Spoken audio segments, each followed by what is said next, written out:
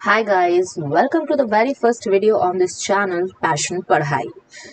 आज हम देखने वाले हैं कि आखिर अंग्रेज भारत में कैसे आए, उन्होंने किस तरीके से आक्रमण किया, या फिर क्या अंग्रेज ही थे, ब्रिटिशर्स ही थे जो सबसे पहले इंडिया आए थे और उन्होंने अटैक किया था, या फिर वो किसी और पर्पज से इंडिया में आए थे।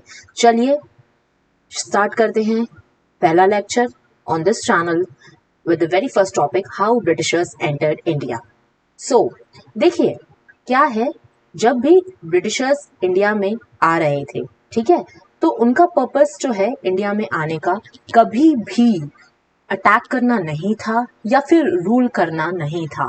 वो इंडिया में आ रहे थे सिर्फ और सिर्फ ग्रीडीनेस की वजह से। उनको ऐसा पता चला वहाँ पे कि इंडिया में बहुत सारे स्पाइसेस हैं, बहुत सारा मिनरल है, काफ़ी चीज़ें ऐसी हैं, कॉटन है जो हम एक्सपोर्ट कर सकते हैं और हम काफ़ी अच्छा खासा प्रॉफिट कमा सकते हैं।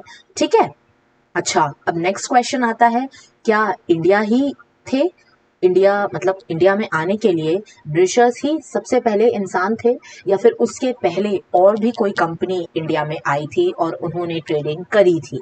तो यस, ऑफ कोर्स, ब्रिटिशर्स में आने से पहले सबसे पहले जो है वो आई थी हमारी पोर्चुगीज कंपनी। ठीक है, द पोर्चुगीज फ्लीट किसके अंडर? तो वास्को ड गामा के अंडर एक फ्लीट आई थी पोर्चुगीज से, और इन्होंने जो है एक नया सी रूट डिस्कवर किया था फ्रॉम यूरोप टू इंडिया। ठीक है, एंड हम जैसे पढ़ते हैं कि गोवा, दामन एंड दीव आइलैंड, बॉम्बे, ये सब जो था वो पोर्चुगीज के अंडर में था। ठीक है, even when India got independence, जब हमें स्वतंत्रता प्राप्त हुई, उसके बाद भी गोवा काफी हद तक जो है वो पोर्चुगीज के ही चुंगल में था। उसके बाद इंडिया ने बहुत ही समझदारी से गोवा को लिबरेट किया है और इंडिया का पार्ट बनाया है। ठीक है, और वहीं हम देखेंगे कि जो बॉम्बे है, बॉम्बे लेटर ऑन पोर्चुगीज जो है वो ब्रिटिशर्स को सौंप देते हैं as a case of dowry. ठीक है, फिर उसके बाद देखें तो डच, जो कि आपके नीदरलैंड्स के होते हैं,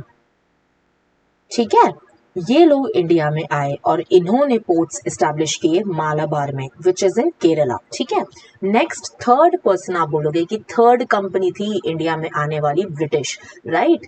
I know this is a very exceptional thing, हमको नॉर्मली पता नहीं होती है, but yes this is truth. और इंडिया में सबसे पहले जो थर्ड कंपनी ब्रिटिशर थे, जो वो थर्ड लेवल पे आए थे, थर्ड पर्सन थे इंडिया में आने वाले। ठीक है, इन्होंने सबसे पहले जो अपनी फैक्ट्री डेवलप करी वो करी सूरत में। सिमिलरली फ्रेंच ने भी अपने जो है आउटपोर्ट्स यहाँ पे इंडिया में डेवलप किए थे along with the ब्रिटिश। ठीक है, अब लेटर ऑन हम ये देखते हैं कि क्या ब्रिटिशर्स नाम से ही इंडिया में आए थे राज करने के लिए? तो no, this is not true बच्चों। इनका जो नाम था वो था the company of merchants of London trading into the East Indies. इस नाम से ये कंपनी जो है वो वर्क करती थी, जिसका शॉर्ट फॉर्म हम बोलते हैं EIC, which is east India company. ठीक है, तो ईस्ट इंडिया कंपनी ब्रिटिश में बनी, इंग्लैंड में बनी, और वहां से वो यहाँ आए थे ट्रेडिंग के पर्पज से। ब्रिटिश गवर्नमेंट को कुछ भी आइडिया नहीं था कि क्या होने वाला है, उनके हाथ भैया सोने की चिड़िया लगने वाली है, ये उनको पता नहीं था।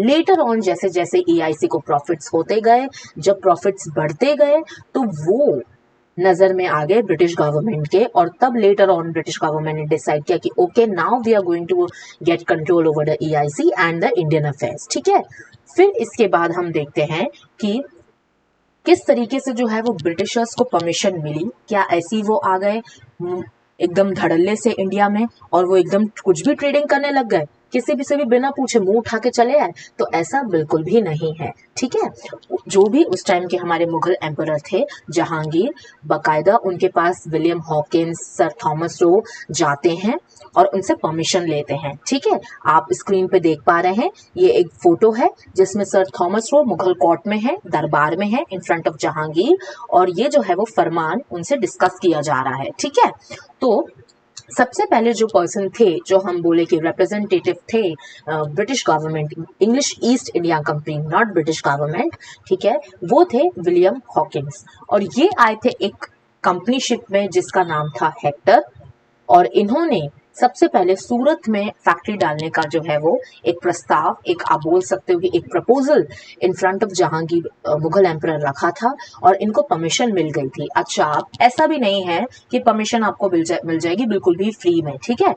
तो इसके बदले में ये जो भी ईस्ट इंडिया कंपनी थी ये कुछ ना कुछ टैक्स पे करती थी या कुछ ना कुछ प्रॉफिट जो है वो एम्परर के साथ शेयर करती थी, ठीक है। फ्री में कुछ भी नहीं होता था, आज भी नहीं होता है, उस टाइम भी नहीं होता था, ठीक है। फिर नेक्स्ट सर थॉमस रो एक इंग्लिश डिप्लोमैट थे, ठीक है, of the Elizabethan and Jacobean periods. He was England's first official ambassador to India, ठीक है। इंग्लैंड्स फर्स्ट ऑफिशियल एम्बेसडर थे सर थॉमस रो, ठीक है। अच्छा, अब इनको एक फरमान दिया गया बाय जहांगीर। तो फरमान क्या था? तो फरमान एक ऐसी चीज हो सकती है, आप बोल सकते हो कि it secure the right to trade and to establish factories in return for becoming the virtual naval auxiliaries of the empire, ठीक है। अब आपको पता है कि फ्री में तो कुछ नहीं होता है, तो एक आपको एक नेवल ऑक्सिलरी उनको प्रोवाइड करनी पड़ रही थी एम्परर को, ठीक है। जो भी हो सकता था उनके थ्रू जो वो कर सकते थे, EIC जो कर सकती थी, और उसके थ्रू जो है वो उनको परमिशन मिली कि ठीक है, एक हाथ से दो एक हाथ से लो, आप हमको नेवल जो है वो ऑक्सिलरी दीजिए और दूसरी तरफ आप जो है वो आप अपने फैक्ट्री वगैरह डेवलप कर सकते हैं सूरत में, मसूलीपट्टनम में, ठीक है। तो इस तरीके से ब्रिटिशर्स को परमिशन मिली और उन्होंने काम करना चालू किया, ठीक है। अच्छा, अब क्योंकि अब ब्रिटिश आ चुके हैं और सूरत में उनकी एक फैक्ट्री भी डल गई है, अब धीरे धीरे धीरे उन्होंने अपना एक्सपेंशन चालू कर दिया है कि वो जगह जगह देखेंगे कहाँ कहाँ हम फैक्ट्री डेवलप कर सकते हैं, ठीक है। अच्छा, अब उनको पता है कि उनका कंपटीशन भी हाई है भैया, क्योंकि पोर्चुगीज भी हैं, डच भी हैं, फ्रेंच भी हैं।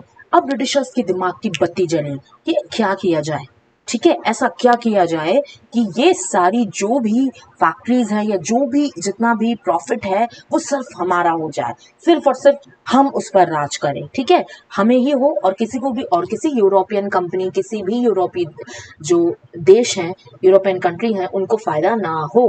तो उन्होंने पोर्चुगीज के साथ लड़ी बैटल ऑफ स्वाली, ठीक है। ये बहुत ही हिस्टोरिक बैटल थी और बैटल ऑफ स्वाली लड़ी उन्होंने 1612 में नियर सूरत। और ये जो बैटल थी वो इसलिए हिस्टोरिक थी because it ended the dominance of the Portuguese, ठीक है। और सिमिलरली उन्होंने एंग्लो फ्रेंच वॉर्स लड़ी फ्रेंच मिलिट्री से। इस तरीके से जो है वो हर एक कंपनी से वो लड़ते गए और धीरे धीरे वो सारे उनके भी जो भी फैक्ट्रीज और पोस्ट थे वो जीतते गए, ठीक है। ये जो इमेज है आप देख रहे हो स्क्रीन पे, ये जो है जब बैटल हो रही थी बैटल ऑफ स्वाली की, तो इस तरीके से जो है वो शिप्स वगैरह जो है वहां पर आप बोल सकते हो कि थी वहां पे, या किस तरीके से वो सब लड़ाई कर रहे थे, ठीक है। इसके बाद इंडिया में अब उन्होंने भैया जो है वो एक वो तो हासिल कर लिया है, एक अपना मोनोपोली तो हासिल कर ली है, अब वो अकेले ही इंडिया में है। बट क्योंकि इंडिया में भी उनके लिए चीज़ें आसान नहीं थी, क्योंकि इंडिया में उनके खिलाफ भी बहुत सारे ऐसे रूलर्स थे, जैसे गवर्नर ऑफ बंगाल थे उस टाइम के, ठीक है। ऐसे बहुत सारे लोग थे जो उनके अपोज में खड़े थे, तो उनसे भी ब्रिटिशर्स को जीतना था। उसी के केस में, इसी अहेड में बैटल ऑफ प्लासी और बैटल ऑफ बक्सर एक बहुत ही बड़ा रोल प्ले करेंगे बच्चों, ठीक है। बैटल ऑफ प्लासी और बैटल ऑफ बक्सर हम लेटर ऑन वीडियोस में बहुत डिटेल में देखेंगे, बट बैटल ऑफ प्लासी और battle of Buxar are the two most historic battles. अगर ये बैटल नहीं हुई होती तो आज इंडिया की हिस्ट्री कुछ और ही होती, ठीक है। शायद हम देख रहे होते कि हम ब्रिटिशर्स से 200 साल शायद वो हम पे राज भी नहीं कर पाते, ठीक है। सो battle of Plassey was the decisive point in establishing British Raj over India, ठीक है।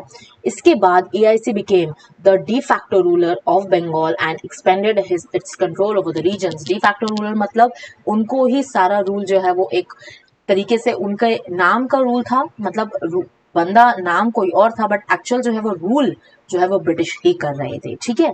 फिर इसके बाद जो बैटल ऑफ बक्सर है उसमें जो है EIC appointed residents in the states of India and the company officials started interfering in the internal affair of states, ठीक है। तो धीरे धीरे जो है ये इन्होंने, बोलते हैं ना कि गेहूं के साथ घुन भी पिसता है, ठीक है। तो धीरे धीरे धीरे इन्होंने जो है वो अंदर से हमारे रूट्स में ये जाकर घुसने लगे और जो भी एम्पायर्स थी बड़ी बड़ी उनमें जो है वो ये एक तरीके से ब्रेक करते हुए इस एम्पायर को कॉन्स्पिरेसीज के थ्रू ये अंदर जाते गए और इंटरनल अफेयर्स को ये रेगुलेट करने लगे, ठीक है।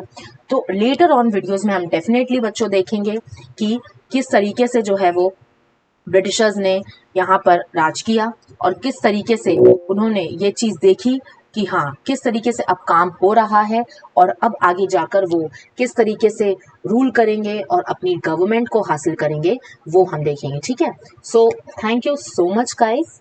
प्लीज़ आप इस चैनल को बहुत बहुत प्यार दीजिए।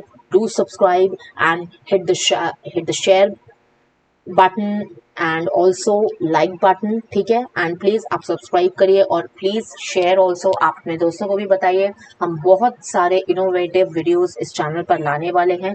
आई नो पढ़ाई थोड़ी सी बोरिंग होती है, बट ट्रस्ट मी गाइज, इस चैनल के through I will be making पढ़ाई very very interesting for you guys. ठीक है, चलिए, thank you. Till then study well and अपना ख्याल रखिए।